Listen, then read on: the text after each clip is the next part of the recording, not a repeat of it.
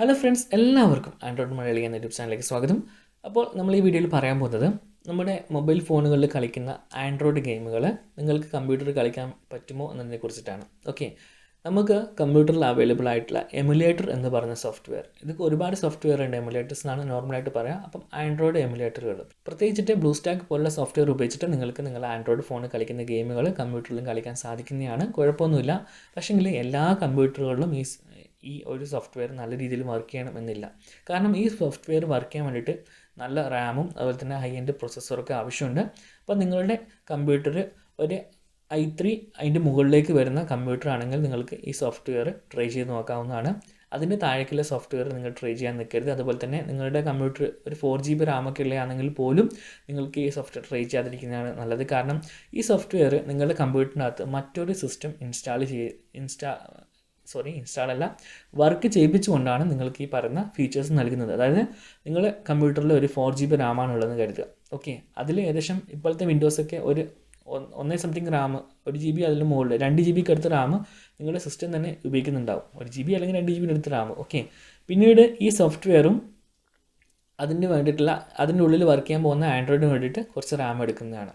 അപ്പം ഇത്രയും 2 ആൾക്കാർ റാം ഉപയോഗിക്കുമ്പോൾ റാമിൻ്റെ യൂസേജ് കൂടും. അപ്പം സിസ്റ്റം ഹാങ് ആവാൻ തുടങ്ങും. അപ്പോൾ നിങ്ങൾക്ക് സുഖത്തിൽ വർക്ക് ചെയ്യാൻ വേണ്ടി പറ്റില്ല.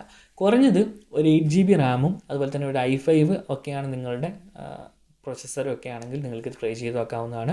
BGMI പോലുള്ള ഗെയിമാണ് കളിക്കുന്ന ഉദ്ദേശിക്കുന്നെങ്കിൽ BGMI കമ്പ്യൂട്ടർ കളിക്കാൻ വേണ്ടിയിട്ടാണെങ്കിൽ ബ്ലൂ സ്റ്റാക്ക് എന്ന് പറഞ്ഞ സോഫ്റ്റ്വെയർ ഉപയോഗിക്കുക. കാരണം ബ്ലൂ സ്റ്റാക്കും പിന്നെ 1-2 സോഫ്റ്റ്വെയറുകളും മാത്രമേ ഈ BGMI ഡയറക്റ്റ് സപ്പോർട്ട് ചെയ്യുന്നുള്ളൂ. കാരണം BGMIക്ക് എമുലേറ്റർ സപ്പോർട്ട് ഇല്ല, അതായത് കമ്പനി കൊടുക്കുന്നില്ല. അത് കമ്പനിക്ക് മനസ്സിലാക്കി കഴിഞ്ഞാൽ നിങ്ങളുടെ അക്കൗണ്ട് ബാനായി പോകുന്നതാണ്. പക്ഷേങ്കിൽ ബ്ലൂ സ്റ്റാക്ക് സോഫ്റ്റ്വെയർ നിങ്ങൾക്ക് കളിക്കാം, കുഴപ്പമൊന്നുമില്ല. പക്ഷേ നമുക്ക് പറയാൻ പറ്റില്ല ബാൻ്റെ കാര്യം എങ്ങനെയാണെന്നുള്ളത്. പക്ഷേ അധികം യൂട്യൂബേഴ്സും ഈ BGMI അതുപോലെ തന്നെ ഈ BGMIയിൽ അതുപോലെ തന്നെ മറ്റ് BGMI സപ്പോർട്ട് ചെയ്യുന്ന എമുലേറ്റേഴ്സ് ഉപയോഗിക്കാറുണ്ട്. അപ്പോൾ അത് ഏതൊക്കെയാണെന്നുള്ളത് നമുക്ക് യൂട്യൂബിൽ സെർച്ച് ചെയ്താൽ മനസ്സിലാവുന്നതാണ്. അപ്പോൾ നിങ്ങൾക്ക് ആൻഡ്രോയിഡ് ഫോണിലെ ഗെയിംസ് നിങ്ങളുടെ കമ്പ്യൂട്ടറിൽ കളിക്കാൻ ആഗ്രഹമുണ്ടെങ്കിൽ എന്ത് ചെയ്യാം, നിങ്ങൾക്ക് ഈ പറയുന്ന സോഫ്റ്റ്വെയർ ഉപയോഗിക്കാം. കാരണം നമ്മുടെ കമ്പ്യൂട്ടറിൽ നമുക്ക് അധികവും ഇത്തരത്തിലുള്ള ഗെയിമുകൾ കിട്ടില്ല. കമ്പ്യൂട്ടർ ഗെയിമൊക്കെ ഹൈ എൻഡ് ഗെയിമുകളാണ്. ആൻഡ്രോയിഡ് ഫോണിലുള്ള ഗെയിംസ് എന്ന് പറയുമ്പോൾ സിമ്പിളാണ്, എല്ലാവർക്കും ഇഷ്ടപ്പെടുന്ന ചെറിയ ചെറിയ ഗെയിംസാണ്. അതൊക്കെ നമുക്ക് സമയം പോക്കിന് വേണ്ടിയിട്ട് കമ്പ്യൂട്ടറിൽ കളിക്കാൻ സാധിക്കുന്നതാണ്.